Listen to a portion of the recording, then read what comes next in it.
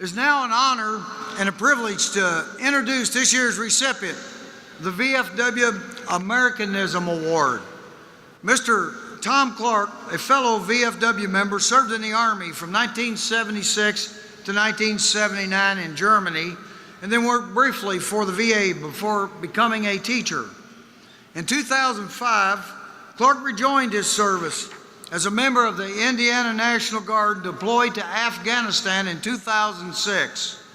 While his dedication to serving our nation is remarkable, he is being recognized today for his unique teaching style in the classroom.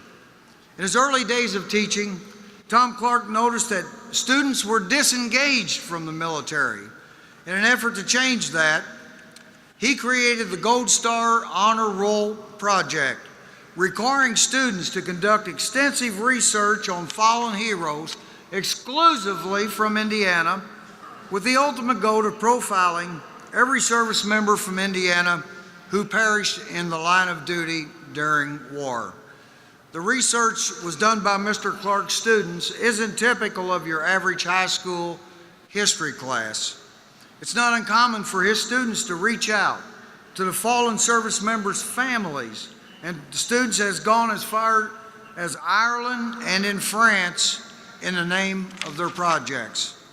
Since he began the program in 1986, his students have completed more than 1,100 profiles of fallen Vietnam veteran service members, hundreds of profiles service members from the Korean War, World War II, and some 170 service member profiles who were killed in Iraq and Afghanistan. Mr. Clark has gone above and beyond to instill patriotism and appreciation of service in today's youth. The American principles his students are learning and applying contribute to the betterment of American society as a whole. Comrades and sisters, I present to you the recipient of this year's VFW Americanism Award, Mr. Tom Clark.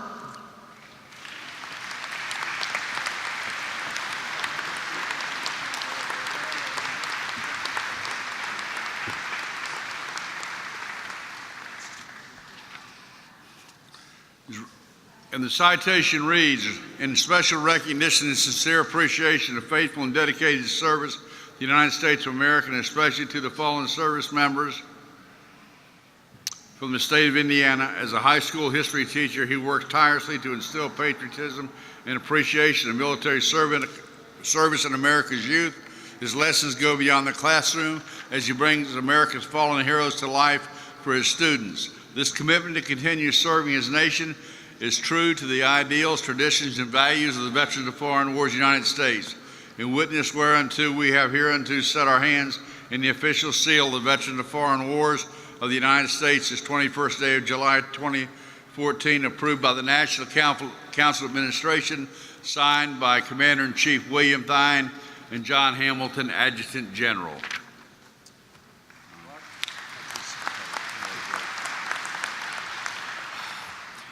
First of all, I'd like to tell you I'm overwhelmed. Thank you very much, everybody. I come from Post 717 in St. John, Indiana. They're the ones that nominated me. It's hard to accept this award because this award is not for me. This is for my students, and this is an award for you. I am so proud to be a veteran, and you are veterans. And what I can say to you, you are me and I am you. I was lucky to have a father that was in World War II in Korea. And I was born in the mid-50s. And he brought me up to love America. And going through high school in the 60s and seeing the conflicts that were going on with our involvement in Vietnam was very disturbing to me. After the war was over and after I was out of high school, I joined the military and I was sent to Germany from 76 to 79. After that, I can proudly say I am a teacher because of the GI Bill. I use my GI Bill and every single cent of it. I squeezed every single cent of it out. and I worked in the VA office at Purdue University. After getting a job as a teacher in 1982, I noticed in 1983, after the Beirut bombing, that my students were disconnected with this event. And I thought, what better way to get them involved is to have them write letters to the soldiers that had survived or the ones that were taking their places. And to my amazement, hundreds of letters started coming back to my students, and my students started making connections with these soldiers, and we started to learn things from the soldiers that we weren't seeing in the news. And after that, I thought, this has got to be one of the high points of my career as a teacher, and I had just started. In 1986 and 87, my students decided to honor the 5 individuals from our high school that gave their lives in Vietnam. I had a young man in my class who one day approached me and said, "Hey, Mr. Clark, why haven't we ever honored the Vietnam vets from this school that died?" And I said, "I don't think anybody from this school had died. I'm a teacher at Lake Central High School in St. John."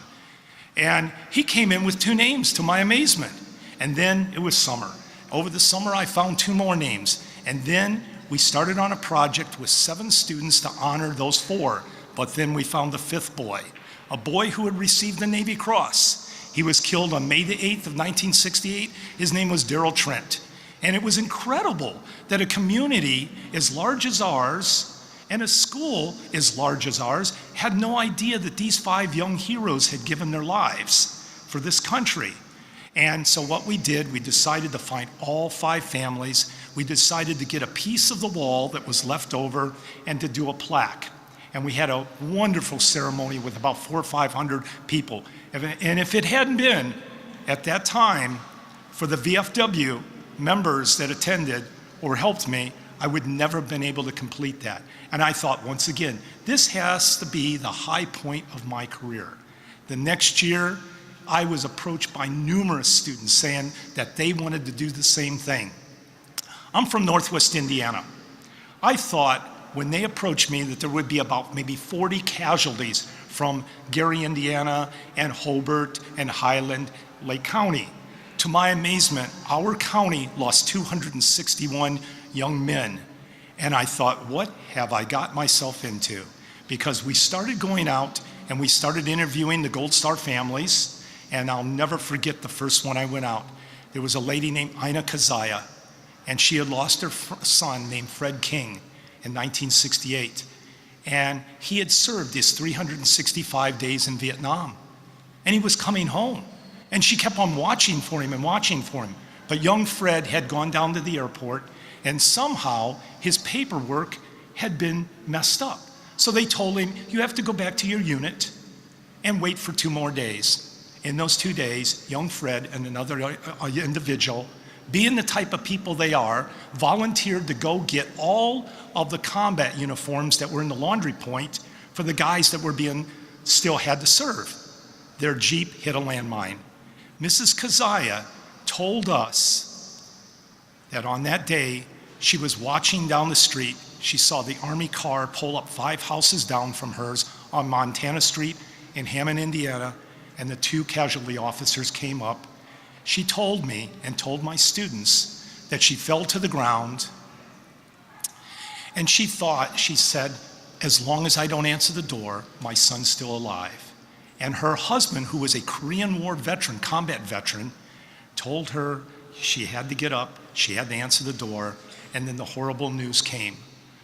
On that afternoon, I have to tell you that we sat with her and we cried with her and we laughed with her about Fred and his life. What an incredible young man he was. And I thought, wow, this touched these 2 students that I took up there so much that we had to continue on. She is the catalyst that has kept me going, that interview. And we continued more and more and more. And we almost finished the county of 261. And then we heard the state of Indiana was building a memorial that Joe Kernan, former governor of Indiana before he was governor, was put in charge, and he's a POW from Vietnam, was put in charge of running the committee and making it work. And I approached him and I told him, I said, my students want to do the research. And I have to, this is something we should all take with us. A lot of people there didn't think these young people could do it, but there's a lot of power out there in young people, and they did it. 1,621 names are on the Indiana War Memorial in downtown Indianapolis. They also requested that we do the Korean War at the same time. Then 3 years later, they approached us about helping them out with the 14,000 that gave their lives in World War II. And it's just continuously going on and on and on.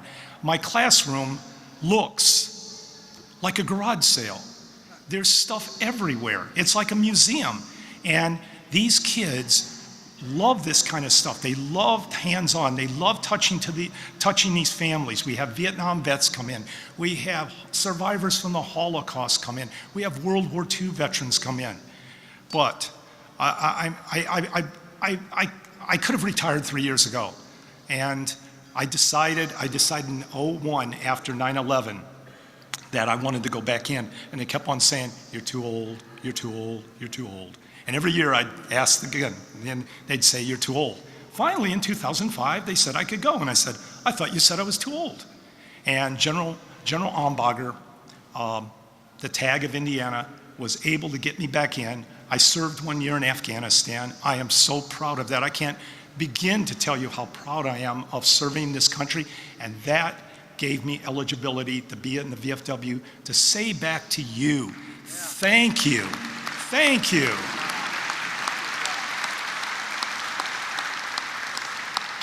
I just can't even begin to thank you. My daughter has served 2 times in Iraq.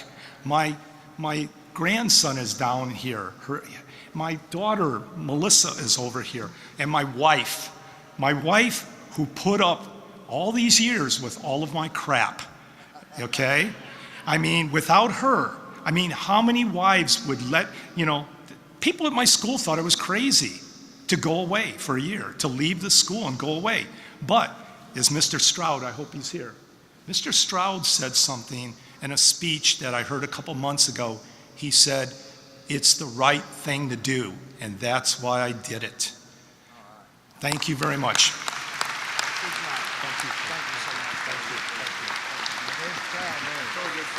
Thank you.